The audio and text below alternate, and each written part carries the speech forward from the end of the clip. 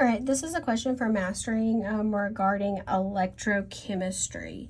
And so here we have two half cells. It gives us at 25 degrees, and we're given concentrations. And it's asking us to find the concentration of lead when our cell potential changes. Now, this is I think the third part of a problem. So at this point, hopefully you've gotten your equation. This is the aqueous one. To lead, aqueous, and solid copper. Okay, so we know that we're going to need our E is E cell minus 0.0592 volts over N log Q.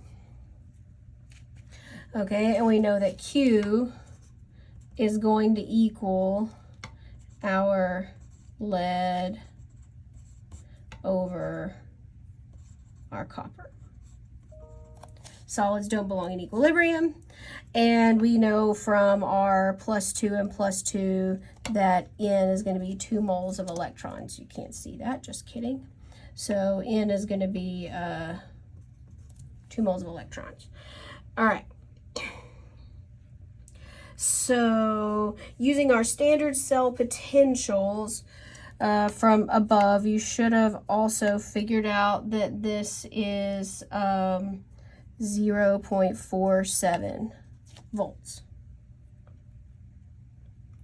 And here this is, and we're going to, it is now going to be 0.37 volts.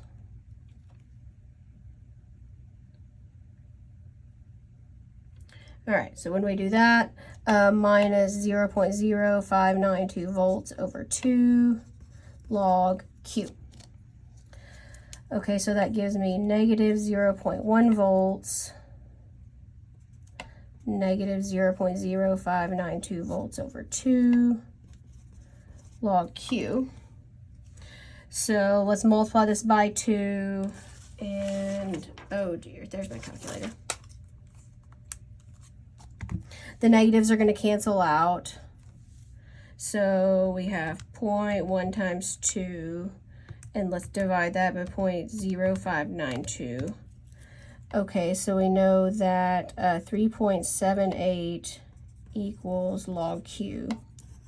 So to undo the log, let's take 10 to that answer.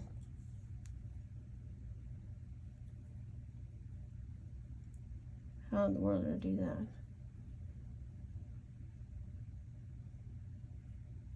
Oh, that's what it is. I pushed the buttons wrong. Sorry. 0.1 times 2 divided by 0.0592, or 3.378. There we go. Bad button pushing. So here, let's round to 390. Okay. Now here's the part that's going to be weird, and I'm just going to kind of need you to trust me on this. So from here, you can express the concentration of lead as a ratio and using the total concentration. So we know the total concentration of ions is 0.0510 plus 1.60. So that's going to be 1.651 molar. That's the total. Okay. Trust me on this one. Concentration of lead +2 is going to be our ratio of Q over Q plus 1, or really it's 1 plus Q, but that's going to work the same, times our total concentration. So our total concentration in this case is 1.651. So now we plug and chug. So this is going to be 2390, 2391, 1.651 molar.